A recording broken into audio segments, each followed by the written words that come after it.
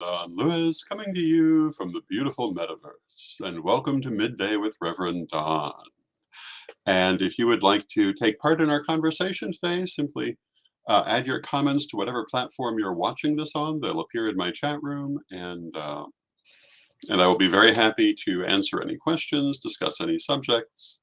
I'm here most every day, and I like to think that for people of my background, I am the most accessible. Hello to Mary in the chat room, and I believe that we're to see you here in person tomorrow, Mary. It will be lovely to see you.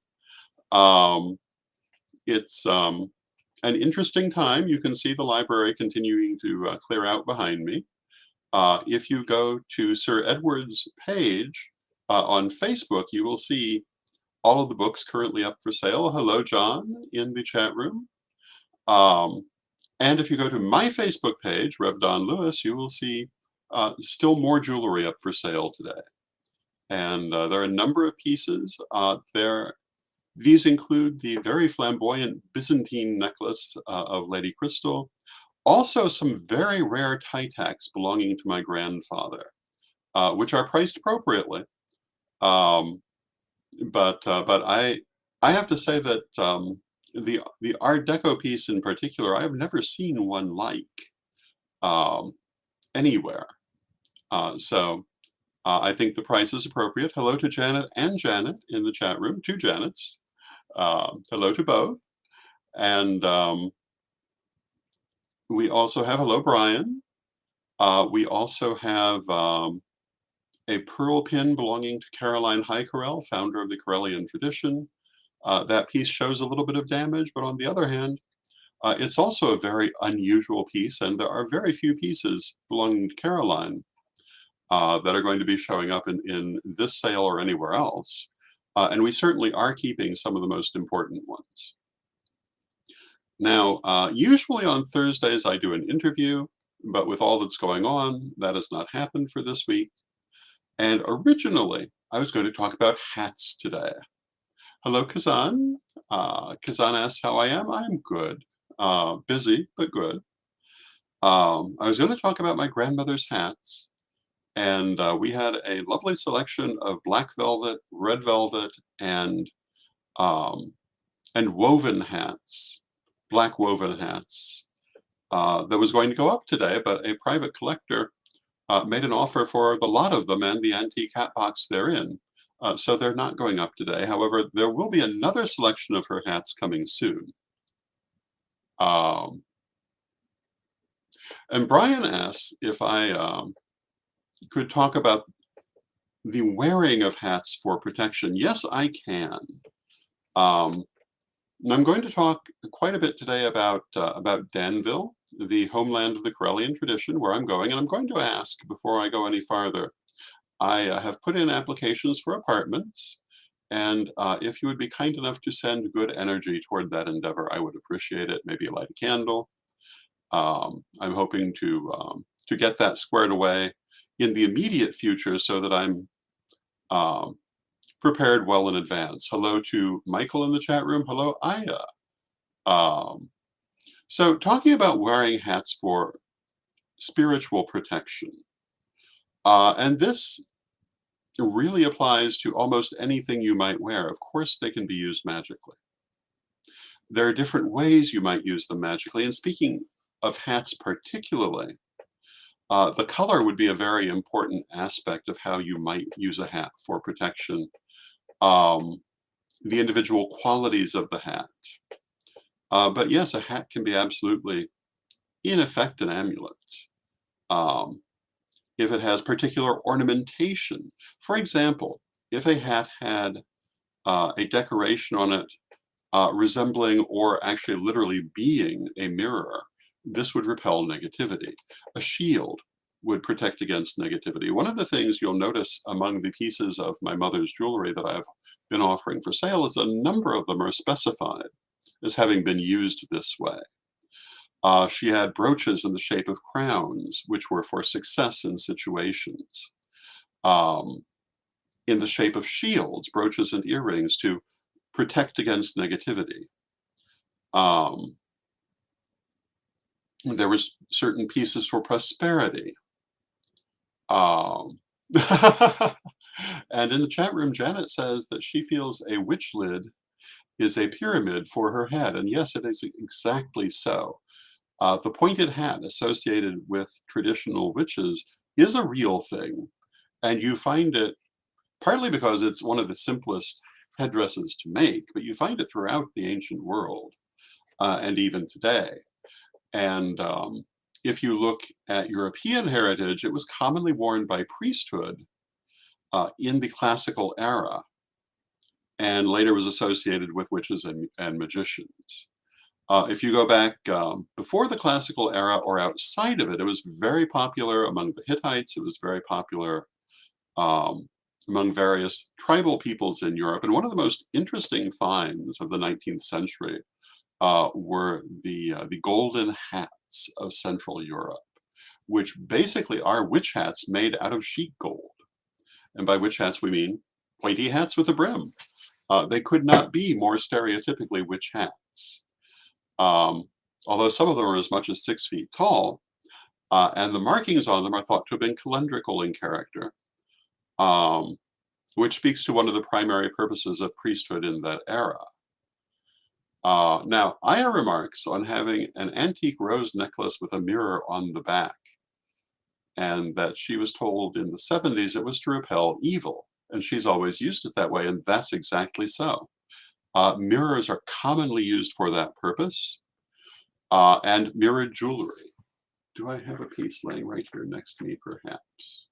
I had worn one just the other day, but I believe it's still on whatever jacket I was wearing that day. But like this piece I'm wearing today is a shield piece. It's not a mirror, but it could just as easily be a mirror, and it's for protection. I'm not necessarily wearing it specifically for that reason today, but it could be used for that reason. And Brian remarks on the subject of the 6-foot-tall golden hat that's thinking tall, if you will. And yes, it's assumed that wearing that hat, the person would have needed help to get around. But if you look at the headdress of the Grand Oracle of Tibet, it's very comparable. Also in a pyramidical shape, but not quite as obvious. If you look at the burials of the Scythians, many of them include this kind of hat as well. And whether they were religious or political leadership, I don't think anyone really knows. But it appears that both would have worn similar hats. The crown of Pharaoh is basically like a pointy witch's hat. And you see that crown still being worn long after the age of the pharaohs by classical priesthood. So the witch's hat has a very strong heritage.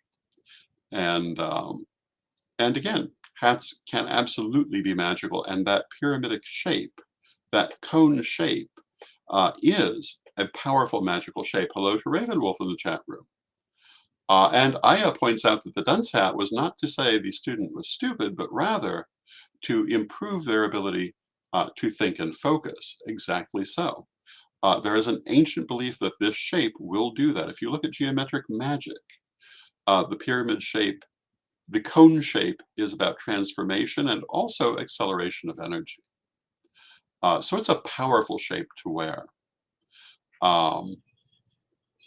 And that shape, wherever you put it, will have that effect. And so there are all kinds of ways to use jewelry magically beyond just the stones that are in it. Also, clothing. The color you're wearing today, I'm wearing black and purple. Purple is a color of spirituality. It's very, very good for psychic or magical work. Black is a color of protection. One of the reasons black has been so popular in our community is that it brings protection and grounding. Now, I've talked a lot about grounding, and so I probably don't need to talk any more about it right at this moment, but it's a really important thing for people doing psychic and magical work, and the color black just by itself is grounded.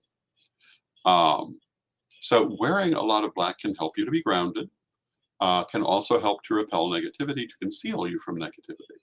Similarly, wearing red helps to give you energy. When I worked as a psychic reader, which I did for many, many years, I picked the colors that I wore based on what they did. For a long time, I wore black. Hello, Jason, my dear nephew in the chat room.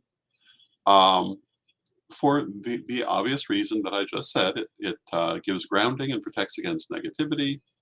For a long time, I wore powder blue, which is for communication. For a while, I wore red for energy, and I would go to psychic fairs in entirely burgundy colored um, outfits to help draw energy, because working that way all day long was very taxing, and it helped. So the way you choose your clothes, your hats, your jewelry, these are all magical decisions. Lady Angela, the sacred grandmother of our Correllian tradition, and one of our council of elders, posts the color of the day every day on Correllian platforms. Attuning to that color can be very helpful. Hello to Renee in the chat room. So these are some of the things about color and clothing to consider when you're dressing. And hello to Brenda in the chat room. And, I was also going to talk today a little bit about Danville, which is where I come from and where I'm going back to. And Danville is the homeland of the Correllian tradition. The Correllian tradition was founded literally in Danville in 1879 by Caroline High Correll. We can argue what you want to call it in 1879, but that's when it was founded. Hello to Regina in the chat room. Welcome. And and Michael in the chat room remarks that even the Santa hat is cone-shaped, and that is not an accident. And it comes from these very depictions. And Danville is very near the border with Indiana. The High Correll family goes back farther in Indiana, but has been in Danville since about 1864, I believe. And we have very deep roots there. We still have a number of members there, and we have a lot of energy there. And you might wonder, why Danville? And hello, Bradley, who gives us blessings from the Hawaiian Ocean. Thank you, Bradley. Blessings to you. I hope you had a wonderful birthday. And, if you go to Danville today, it's like most of central and southern Illinois, it's seen better days. Danville's held up better than a lot of the towns in that area. And Danville is technically a city, not a town. And it still is a city. There are some communities in central Illinois that are called cities that have long since ceased to be anything of the sort. Danville is not one of them. Parts of Danville, in fact, are quite prosperous, and including their business community. Downtown Danville has been in decline for decades. Janet describes Danville as a crossroads, and yes, it is. And that was always its strength. And it used to be a much larger city than it is now, at least in terms of the main city. And it's always had a certain aspect of cosmopolitan nature for where it is. It has aspects like a small town and aspects like a large city, though not as many as it once did. In a lot of ways, Champaign-Urbana took over that aspect. Janet remarks that Danville is coming back. It absolutely is. And that's part of the reason for returning. It is, but the real reason is Spirit has simply called us there. Spirit has made it not only possible, but necessary for me to return to Danville. And this is what Spirit does. When Spirit wants you to do something, it lets you know. Danville, we are looking at Danville as becoming a bit of an intentional community, as one of the ways to cope with our Correllian elder care.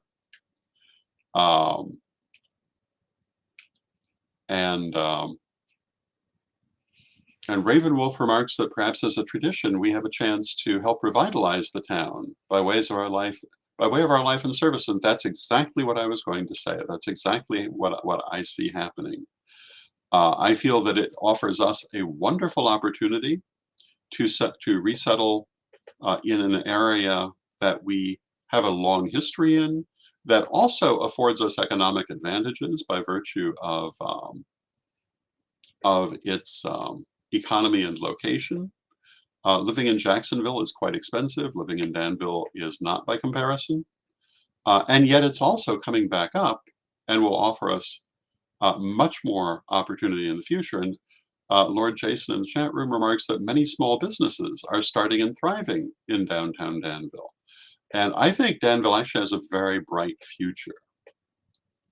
Um, and Aya in the chat room remarks on having taught color classes uh, during the 90s in Seattle, and remarks on red being a great color for a job interview. And of course, um, red has often been touted as a powerful color in professional situations, and it's an example of how even non-magical people acknowledge the effect of color. Red is a very powerful color. It never fails to attract attention, um, and usually positive attention. Um, so there we go. And I'm thinking that as we reestablish in Danville, there will be a lot of Correllian activities and probably a lot more Correllian people coming to join us. That's kind of what I'm looking forward to. John in the chat room asks if the difference between an amulet and a talisman is determined by whether it attracts or repels energy. And actually, the difference between an amulet and a talisman is probably mainly the language that it's drawn from. I'm not certain, but almost nobody actually agrees on these terms. My understanding, as I was taught, is that an amulet is made. This is an amulet. This is an amulet. They are artifacts that have been created for magical purposes, whereas a talisman is a natural artifact used for magical purposes. For example, oh goodness, do I have anything within reach? Of course not. But I do have something that will serve as an example. This is an amethyst in more or less its natural state. It's been mounted on a hairpin. But if it were simply the amethyst, I would consider that to be a talisman. Hello to Mark in the chat room. And to me, that's the difference. But I've also met people who use the exact opposite definitions and consider a talisman something that's been made and an amulet something in its natural state. So my thought is that, you know, these words are largely interchangeable. And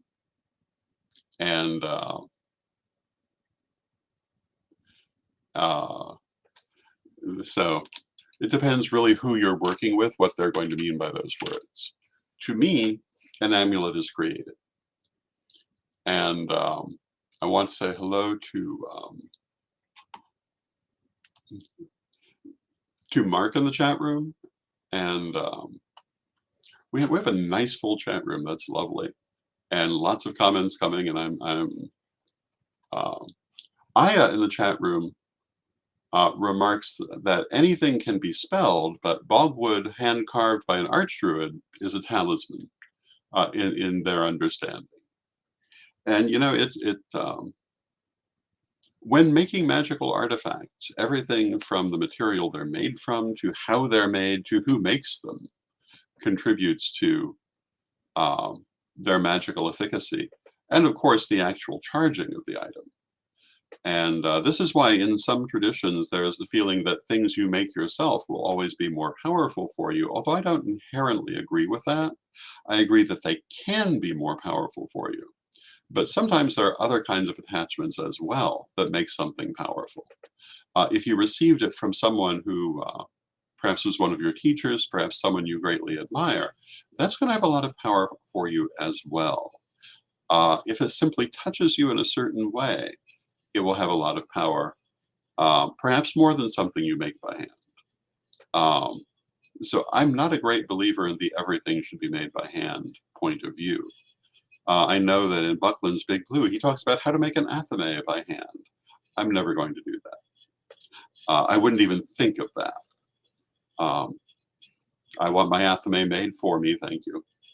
Um, and I don't think it diminishes it at all. In fact, my most significant athame, and I do have a few of them, but my most significant was a gift from my father and from my uncle Edward, um, by way of my father.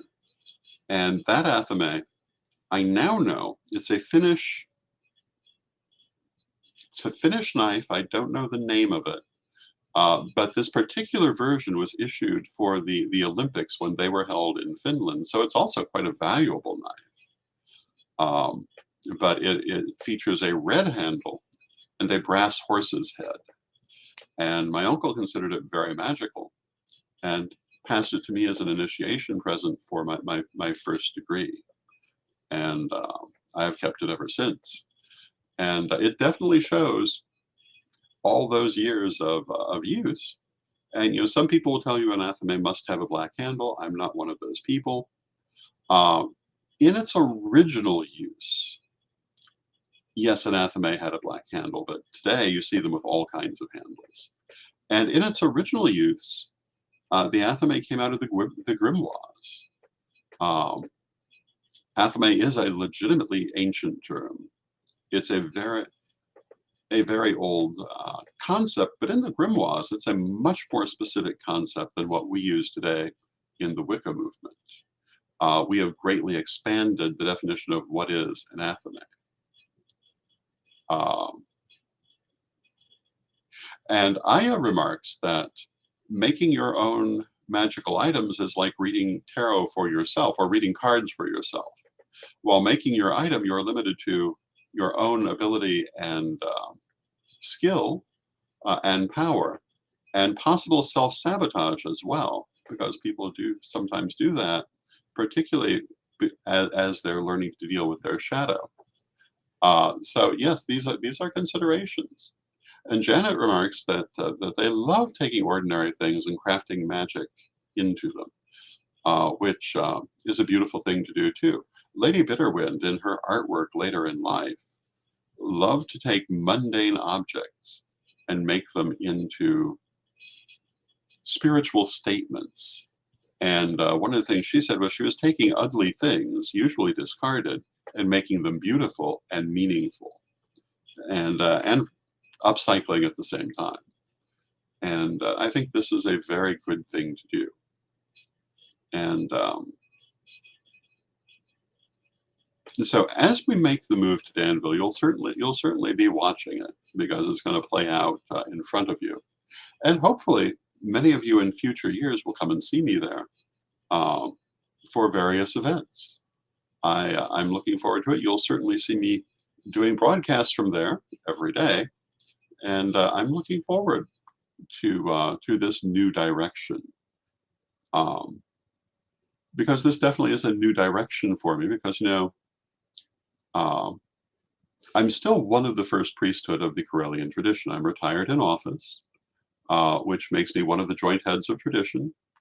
But I've given up the daily work and moved from what you might call the role of father to the role of grandfather.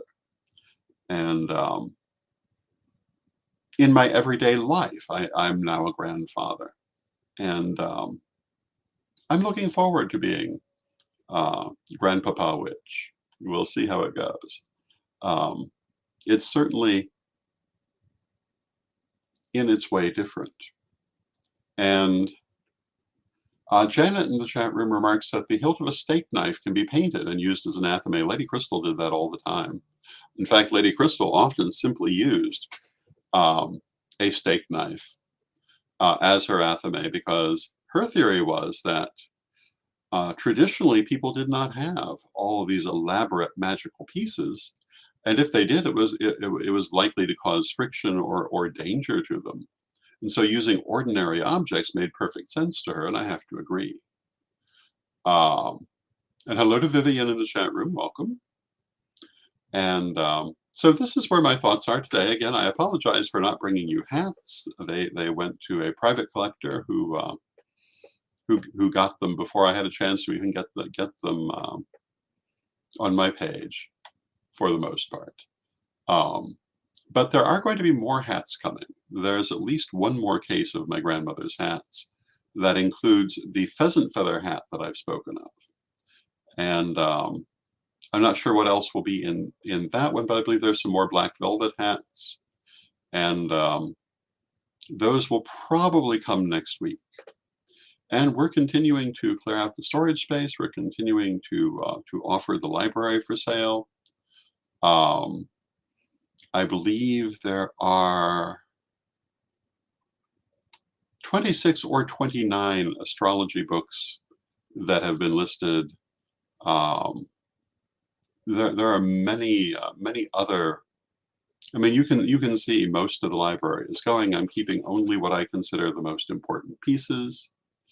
And Celtic Fire in the chat room. Hello, how are you? She says, thank you for sharing the Athame information from Lady Crystal. And you're very welcome. One of the things I'm looking most forward to is being geographically close to Lady Crystal again, because we have been separated for many years geographically. And these last few years, I've not even been able to get there to visit with all of the things involved in the pandemic. So the idea that we can meet regularly again, I'm very much looking forward to. Being around my nephew Jason, which will be wonderful. We have lots of plans for any spare time Jason may have in the many projects that we expect he will want to be involved in, but of course that's his choice. I'm looking forward to being nearer to my son and my grandchildren. So this will be wonderful. And but there's a lot more to be done before I can make that move. So please keep watching my Facebook page, Rev Don Lewis. Please keep watching Sir Edward's page, which is where the books are going, because there's much more coming. And many of them are quite unique and unusual.